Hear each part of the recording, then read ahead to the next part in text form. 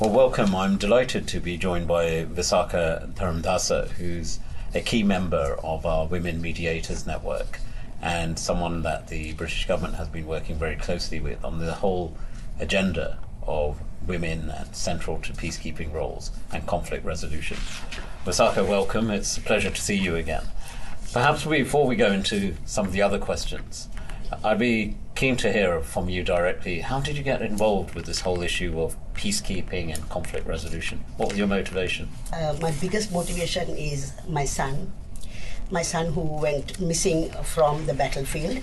He's a Sri Lankan military officer and he was reported missing in action on the 27th of September 1998, the day that I say the war was at my doorstep and never looked back.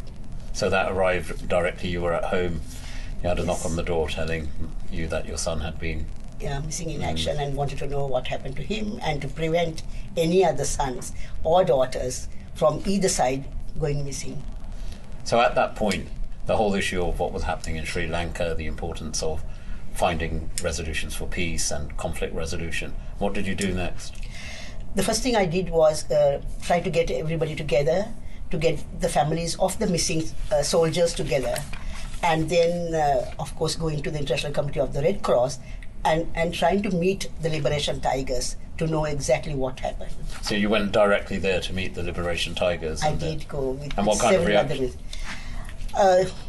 Initially they were hesitant, but because we were only 7 women, it was easy for us to break those barriers and connect. As I tell always, I did ask, we came to see your claws and teeth, because they was called themselves tigers. And he started laughing. And that connection that we made, as mothers and sons, it went a long way, up to now. So that you reaching out to what was perceived at that time as people who looked towards the then government, indeed, who were fighting the army of Sri Lanka, and suddenly they found a mother of one of the officers reaching out to them. Yes, it was very special because we were all 7 mothers were from mothers of the military. And going there to meet them, that was something for them which was very special. And also to connect as human beings, as mothers and sons, that was very special. And I believe that is exactly what women bring to the peace table as well, connecting as human beings. And how did you go about convincing them, indeed people within the military as well, about the importance of finding the important attributes of reconciliation? Definitely with the military we had to tell them very clearly that we demanded to know what has happened to our children. Did you get pushback? Somewhat, but we kept on demanding, telling that we want to know what has happened to our children. So that's how we were speaking with the military. But also again, when you take individually, even the military, even the generals, they do understand. They do understand the pain of us. They do understand the pain of mothers and wanted to know. So that was very easy. And you talked about the role of the mother, the role of women in Sri Lanka in this particular conflict, in finding that resolution.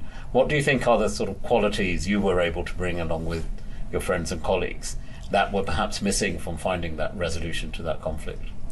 It was the trust. I think the biggest in any given situation, the trust is the most important.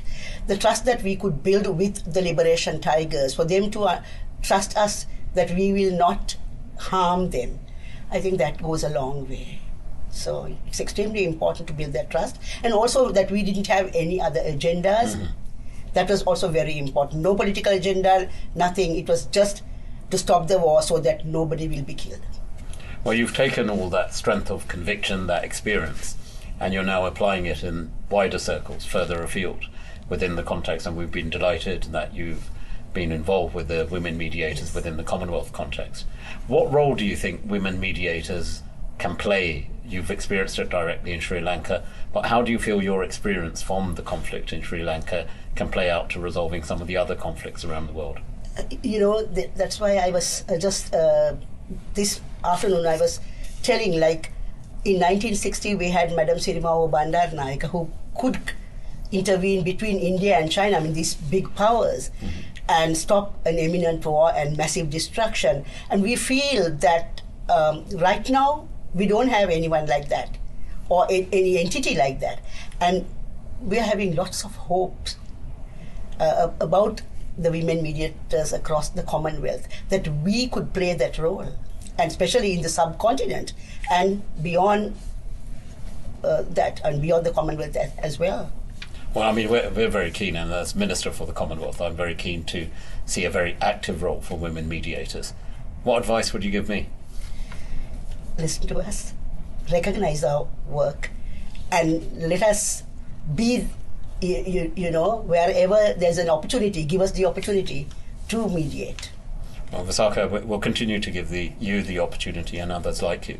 But for now, I want to thank you for giving me the opportunity to ask you some very thought-provoking, inspiring questions. We've gained inspiration from your personal example, and we look forward to working with you on this important agenda.